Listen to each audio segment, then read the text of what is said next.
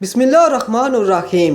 मैं नहर के किनारे बने ढाबे पे मुर्दा दिली के साथ बैठा चाय का इंतज़ार कर रहा था। दिल अजीब बोझल सा था और चेहरे पे 12 बज रहे थे।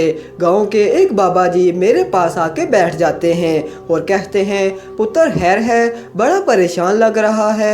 मैं कमज़ोर सी आवाज़ में कहता हूँ कि बस बाबा जी क्या बताऊँ, घर से लड़कर आया हूँ।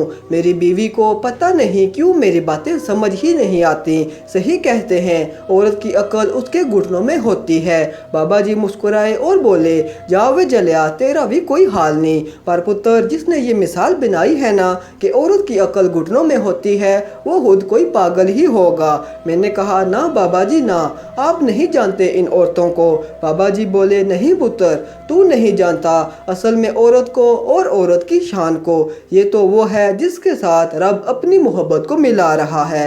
इतने में लड़का चाय लेकर आ जाता है और मैं चाय की चुस्की लेकर फिर बाबा जी की तरफ मुतवज्जा हो जाता हूँ। बाबा जी अपनी चाय पिर्च में डालकर ठंडी करने लग जाते हैं। बाबा जी पिर्च से ही चाय की चुस्की लगा के कहते हैं कि वाह, मज़ा आ गया चाय का। चाय की तारीफ़ करने के बाद बाबा जी कहते हैं कि सुन पुत्र, रब वो ज़ात है जिसे किसी भी चीज़ की कमी नहीं। उस ज़ात ने खुद की मोहब्बत के बारे में बताना था कि वो इंसान से कितनी मोहब्बत करता है, तो उसने माँ का नाम लिया कि वो 70 माँओं से ज़्यादा प्यार करता है। जबकि माँ एक औरत है और बेटी को अल्लाह ने अपनी रहमत करार दे दिया, जबकि बेटी भी एक औरत है।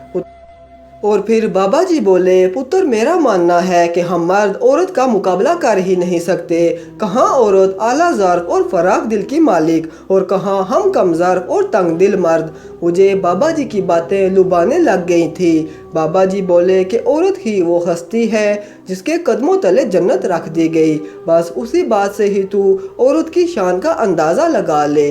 जब वो आज से होती है तो अपनी पसंद की सब चीज़ें छोड़ देती है अपनी औलाद के लिए। जब औलाद जन्म देती है तो ज़िंदगी और मौत की कशमकश में होती है। पता ही नहीं होता कि जिएगी या मर जाएगी। पता है पुत्र, 22 हड्डियाँ बैक वक्त टूटने के जितना दर्द सहती है एक बच्चे को जन्म देते वक्त, इतना दर्द कभी महसूस भी किया है तुमने? मैं बाबा जी की बातों से लाजवाब होता जा रहा था और आज औरत के असल मुकाम का पता चल रहा था मुझे। बाबा जी बोले, अभी आगे सुन पुत्र, और कलेजे पे हाथ रख के सुननी, ज़रा कहीं कलेजा ही फट ना जाए तेरा ये कड़वा सच सुन के। पता है औरत की सबसे बड़ी खूबी क्या है? वो बात बात पर मर्द की तरह मर्दानगी नहीं दिखाती। वो मर्द पे दफड़ों की बारिश नहीं करती। वो मर्द को उसकी औलाद के सामने गंदी गालियाँ नहीं देती। वो गैरत के नाम पे मर्दों के कत्ल नहीं करती। वो भूखे भेड़िए की तरह किसी पे झिपड़ के उसका रेप नहीं करती। वो मर्द को गुस्से में तलाक नहीं देती। वो गलियों और बाज़ारों में मर्द पे आवाज़ें नहीं कसती। बाबा जी की बातें सुन के मैं शर्मिंदा होने लग गया और आंखें झुक गई मेरी। पसीने की बूंदें मेरे माथे पे नमूदार होना शुरू हो गईं। बाबा जी ने शायद मेरी शर्मिंदगी महसूस कर ली थी, इसीलिए वो थोड़ी देर के लिए चुप हो गए। और फिर बाबा जी ने ढाबे वाले को चाय के कप वापस ले जाने के लिए आवाज़ दे दी और फिर दोबारा मुझसे मुखातिब होकर कहने लगे कि पुत्र, तू समझदार लड़का है, बस ज़रा जज्बाती हो जाता है। बात की नोयत को समझा कर और फिर फैसले किया कर। पुत्र, एक घर में रोज़ाना सबसे ज़्यादा बार जो नाम लिया जाता है वो एक माँ का होता है या बड़ी बहन का, और ये दोनों औरत ज़ात हैं।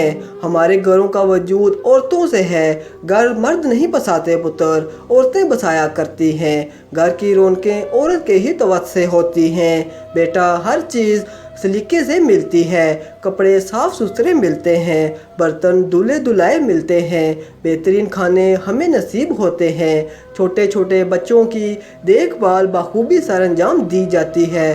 तो पुत्र, ये सारा जादू एक औरत ही चलाती है, वरना तो एक सगा बाप भी अपने छोटे बच्चे को ज़्यादा देर तक बर्दाश्त नहीं करता। बच्चा ज़्यादा रोए तो शोहर अपनी बीवी से कह देता है कि उसे कमरे से बाहर ले जाओ, मेरी नींद में खलल पड़ रहा है। पुत्र, औरत बहुत प्यारी चीज़ है। ये मर्द के किरदार पे उंगलियां नहीं उठाती, ये मर्द को उसके माजी के ताने नहीं देती। पुत्र, औरत बेटी है तो रब की रहमत है, माँ है तो कदमों तले जन्नत लिए फिरती है। बाबा जी की बातें सुन के पता चल रहा था कि औरत दुनिया की कितनी अनमोल दौलत है। वो किसी ने क्या खूब कहा है कि वजूदे जन से ही है कायनात में रंग। फिर बाबा जी बोले कि जा पुत्र, घर चला जा, तेरा चेहरा बता रहा है कि तू सब समझ गया है और अब तेरा जल्दी घर जाने को दिल कर रहा है। मैं बाबा जी के कदमों में बैठ गया और बाबा जी के हाथ चूम के बोला कि शुक्रिया बाबा जी, आपने मेरी गलती को देख के कोई सज़ा नहीं सुनाई, बल्कि मेरी गलती को सुधारा और एहसास करवाया कि मैं गलत हूँ, मुझे सबकी इज्जत करनी चाहिए।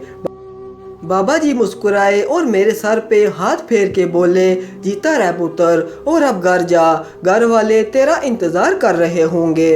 वापस घर जाते हुए मेरे कदमों में एतमाद था, मैं मुतमईन था। दुआ है कि अल्लाह पाक हम सबको नेक अमल की तौफीक दे, आमीन। आखिर में एक बात अर्ज़ करता चलूँ कि अगर कभी कोई वीडियो, कॉल, वाक़या, सच्ची कहानी या तहरीर वगैरह अच्छी लगा करे तो थोड़ी सी जहमत फरमा कर अपने दोस्तों से भी शेयर कर लिया कीजिए। यकीन कीजिए कि इसमें आपका बामुश्किल एक लम्हा सर्फ होगा, लेकिन हो सकता है कि इस एक लम्हा की उठाई हुई तकलीफ़ से आपकी शेयर करदा तहरीर हज़ारों लोगों के लिए सबक आमोज़ साबित हो सकती हैं। शुक्रिया।